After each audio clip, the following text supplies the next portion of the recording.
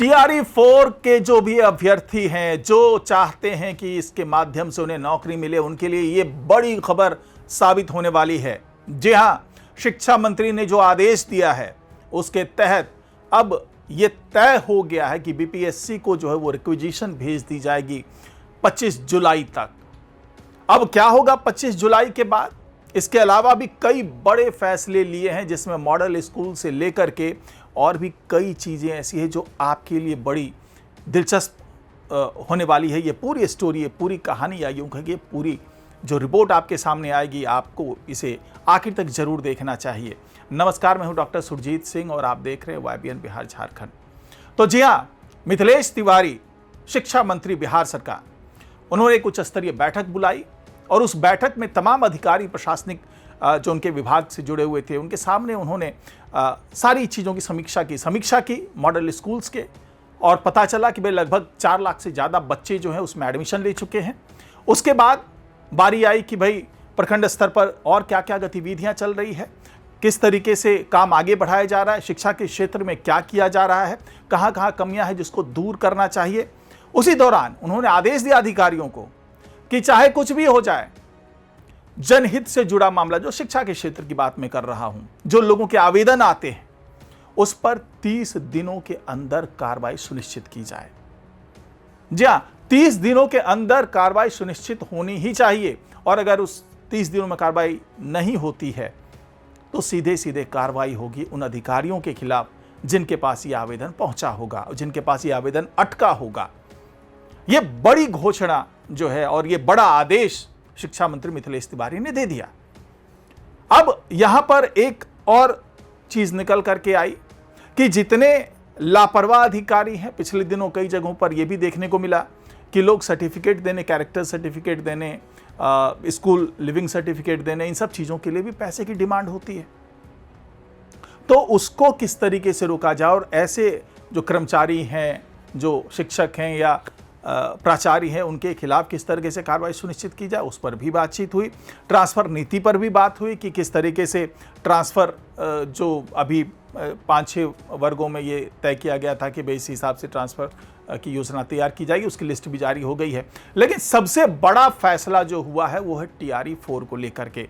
जी हाँ, लगभग 5.5 लाख उम्मीदवार हैं, अभ्यर्थी हैं, जो इसके माध्यम से नौकरी पाने की चाहत रखते हैं, और करीब 40 से 45 हज़ार वैकेंसीज हैं जहां पर नौकरी मिलेगी, और उसको लेकर के बड़े पैमाने पर आंदोलन भी चल रहा है, प्रदर्शन भी हो रहा है।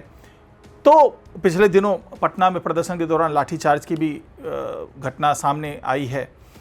तो इस पर बहुत ही गंभीरता से विचार कर रहे हैं मिथिलेश तिवारी। इस चीज़ को लेकर के पिछले दिनों नीतीश कुमार से कुछ प्रतिनिधिमंडल मिलने भी गया था, TRE-4 के अभ्यर्थियों का प्रतिनिधिमंडल, वहाँ भी उन्हें आश्वासन मिला। और पिछले करीब 1-1.5 महीने से मिथिलेश तिवारी बार बार यही कह रहे हैं कि TRE-4 के बारे में अधिसूचना बहुत जल्दी जारी हो जाएगी, लेकिन जारी हो नहीं रही थी। इससे आक्रोश बढ़ रहा था। लेकिन अब सीधे सीधे कह दिया है मिथिलेश तिवारी ने कि 25 जुलाई तक बीपीएससी को अधियाचना पहुंच जानी चाहिए, यानी जो रिक्विजिशन है वो पहुंच जानी चाहिए। अब उसके लिए जो बड़े पैमाने पर पिछले दिनों तैयारी चल रही थी, कितनी वैकेंसीज है, किस तरीके से वैकेंसीज को पूरा किया जाए, क्या 20,000 25,000 को पहले स्लॉट में दिया जाए, उसके बाद फिर 20,000 25,000 को आगे के स्लॉट में दिया जाए, क्या किस तरीके से हो सकता है, ये सारी बातें जो है मिथिलेश तिवारी ने जांच पड़ताल भी कर ली थी। और अब जब सारी तैयारी पूरी हो चुकी है तो 25 जुलाई तक इस अधियाचना को जो है भेजने के लिए निर्देश दे दिए हैं सभी अधिकारियों को। और इस अधियाचना को भेजने से पहले वो जो अंतिम दौर की जो तैयारी है वो भी कर ली जाएगी, यानी कि बीपीएससी को ये बता दिया जाएगा कि कितने पदों पर वैकेंसी है, उनका वेतनमान स्लैब क्या होगा, किस तरीके से आगे उनकी जो न्यूनतम अर्हताएं हैं वो क्या क्या चीज़ें होंगी, वो सारी जानकारी जो वो बीपीएससी तक पहुंचा दी जाएगी। और ये माना जा रहा है कि अगस्त में किसी भी वक्त बीपीएससी की तरफ से नोटिफिकेशन जारी कर दिया जाएगा, और 1-1.5 महीने के अंदर में एग्जामिनेशन की तारीख भी वो घोषित कर दी जाएगी, और उसके बाद जो बहाली का पूरा सिस्टम है वो सारा जो है वो शुरू हो जाएगा। तो कुल मिलाकर के ये जो करीब 5 से 5.5 लाख अभ्यर्थी हैं उनको राहत पहुंचाने की जो है ये बड़ी खबर साबित होने वाली है। मिथिलेश तिवारी ने बताया कि इससे पहले भी जो TRE 3 था उसमें भी लगभग 5 से 6 लाख लोग शामिल हुए थे और वहाँ पर वैकेंसीज भी आई थी उसी स्तर से। और अब जो है TRE 4 के तहत जो है लगभग उतनी ही संख्या में लगभग 5 से 5.5 लाख जो अभ्यर्थी हैं। पिछले दिनों एक आंकड़ा आया था कि 5,40,000 अभ्यर्थी हैं जो कि इस एग्ज़ाम में अपीयर होंगे, लेकिन समय जैसे से आगे बढ़ रहा है वैसे वैसे जो न्यूनतम आयु सीमा है वहाँ तक कई अभ्यर्थी पहुँच चुके होंगे। और अब सबसे बड़ा सवाल यहाँ पर ये उठ रहा है कि ये जो लेट लतीफ़ी हुई है, इतना जो समय लगा है, उसके कारण जिन अभ्यर्थियों की आयु सीमा आगे बढ़ गई है, मतलब वो निर्धारित समय सीमा से ऊपर चली गई है, क्या उनके लिए भी राहत मिलने वाली है? क्या उनको भी कंसीडर किया जाएगा?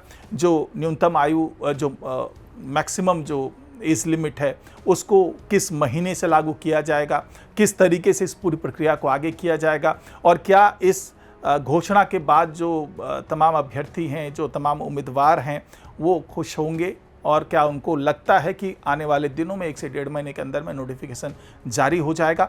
आप भी अपनी राय कमेंट बॉक्स में लिख करके ज़रूर बताइएगा। और अगर आपको ये वीडियो अच्छा लगा हो तो इसको लाइक कीजिए, शेयर कीजिए और कमेंट तो आप कर ही रहे हैं, और साथ ही इस चैनल को सब्सक्राइब करना बिल्कुल ना भूलें। नमस्कार।